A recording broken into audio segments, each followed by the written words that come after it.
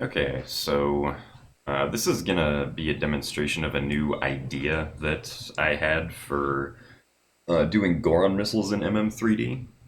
Right now, some Goron missiles are kind of tricky to perform because they require precise angle inputs on or on the circle pad. So, some Goron missiles, like the one to get past the block in Stone Tower Temple, or the one in the Woodfall Fairy Fountain to do the alternate exit to Ikana, require holding like a precise up direction on the control stick. And if you don't hold this direction, you could potentially fail the Goron missile, or whatever the Goron missile hopes to achieve.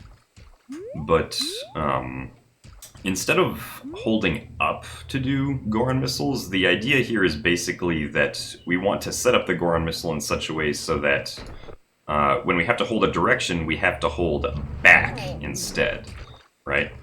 The reason that this, at least in the testing that I've done, it's been significantly more consistent is because of the fact that, like when you hold in the upward direction on the circle pad, the game like interprets every single circle pad position individually, and will adjust the direction that you're moving based on what your exact circle pad position is. But when you hold down on the circle pad, I don't think it does that, right? Because like if I hold down and then like slowly move over to the left, like you'll see that Goron Link, at least in this situation, like he doesn't make like a smooth transition to like going down left or down right.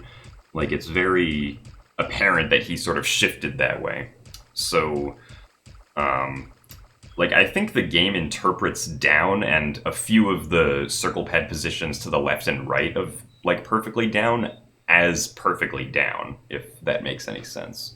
And I think this is the case because of backwalking, right? Like I imagine the developers, at least when they were making this game for the 3DS, didn't want to require backwalking to hold perfectly straight down, right? Like when you're backwalking, there's a little bit of wiggle room before like you get into the guano walking stuff, right? So I've been testing some Goron missiles like this, and for the ones that are precise, I've been getting pretty good consistency with them. I mean, obviously, for one, like getting into the Woodfall Fountain from here, this one doesn't need like any precise angle input, so that one's like fine as it is. But for example, this one for the Fairy Fountain alternate exit, instead of doing it where we normally go forward, I can instead line up with the center of the screen being the like diagonal square that's on the wall there where the lines are crisscrossing. And then I can tap the circle pad to make the free cam go back, and then hold down for my Goron missile. And I've pretty much gotten it every time. Out of the probably 20 or so times that I've tried it like this, I've only failed it once. So I think this is pretty good. I'll also demonstrate like the lineups that I use for some other ones too. Alright, so this is how we do the one to skip past the block in this room. This one's kind of annoying just because like the little bows are trying to attack you. But basically for this one, I line up, I shield turn around, I make sure I check where I need to be lining up for this because the position, or the angle could be different depending on what my exact position is. I pull the free cam back just a nudge, because if I don't pull the free cam back, then the camera moves a little bit when you hold down, so you could technically make setups where you don't have to pull the free cam back, but for now, I find it to be most consistent when pulling back the free cam. And then, of course, we can do one for the Stone Tower boss key skip as well. So we get our angle, shield turn around, make sure we know what we need to look for. Take our picture. And off we go.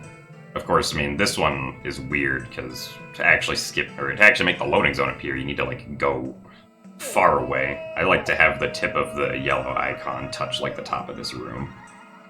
To make sure that the loading zone is actually something we can hit, because, I don't know, this loading zone is weird.